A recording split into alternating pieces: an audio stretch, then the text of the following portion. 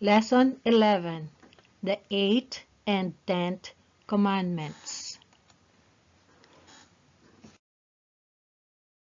Objectives. At the end of the session, the student will be able to recall the 8th and 10th Commandments, to discover how God wants us to be people of truth in the 8th Commandment, and to respect other people's possessions in the 10th Commandment.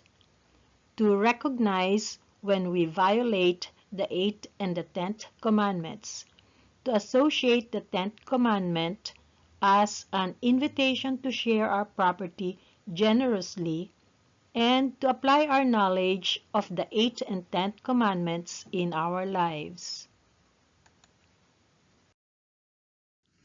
Review. Last lesson, we learned about the 6th, 7th, and 9th commandments. In these commandments, we learn to treat each other and the world with dignity, respect, and fairness. We also learned something about vocation in life. What activities violate the 6th, 7th, and 9th commandments? This week, we will learn about the 8th and 10th commandments. Recall, what are the 8 and 10 commandments? The 8th commandment says, "Thou shalt not bear false witness against thy neighbor." The 10th commandment says, "Thou shalt not covet thy neighbor's goods." The 8th commandment. This commandment teaches us to be people of truth as God is truth. He wants us to be like Him, in whose image we were created. This commandment requires us to say what we mean and mean what we say.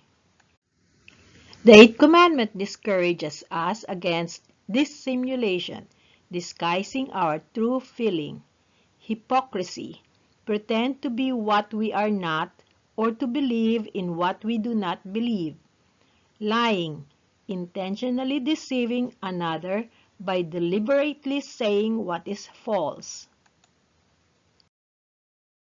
Violations of the 8th commandment. Other ways we violate this mandate and bear false witness are: 1. Perjury, lying under oath. 2. Harming a person's reputation or honor. 3. Boasting, lifting one's own stature to put down another. 4. Not keeping confidence. 5. Calumny, the making false and malicious statement to damage a reputation. 6. Rash judgment, unquestioning conviction about another person's bad conduct without adequate grounds for the judgment. 7. Detraction, revealing another person's fault to a third person without a valid reason. 8. Slander, a derogatory statement that is oral. 9. Libel, a derogatory statement that is written. The 10th commandment. The 10th commandment guides us to keep our hearts in the right place in terms of material possession. Our possessions, abilities, and talents are blessings from God. We honor and bless God when we find joy in the success or blessings of others. Wrongfully wanting what others have will lead to theft, robbery, fraud, and other sins. It may even lead to murder. Violations of the 10th commandment. There are many ways to transgress against this commandment, and we will learn only the following: avarice, excessive passion for wealth and power. Greed, uncontrolled desire to have more and more, or a compulsion to have the best, the latest, or the trendiest. 3. Envy denotes a longing to possess something awarded or achieved by another. Our church makes a difference. Our church gives us the example of people of truth who recognize that true happiness comes from standing up for the truth of the gospel. Josephine Bakhita, the first Sudanese saint, is one example of a person who declared the truth of the gospel through her life as a freed slave. Read page 119. What difference does faith make in your life? The 8th and 10th commandments help and guide us to respect others and their possessions. As students, life presents ways to test us in the obedience of these 2 commandments.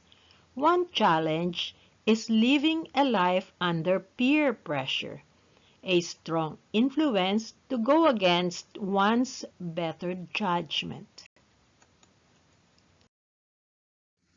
Some examples of negative peer pressure: collusion, conspiracy of a few to strongly influence someone against the person's will; bullying, intimidation or exertion of one's will upon another; and group peer pressure, an alliance of individuals to exert a stronger effort against another.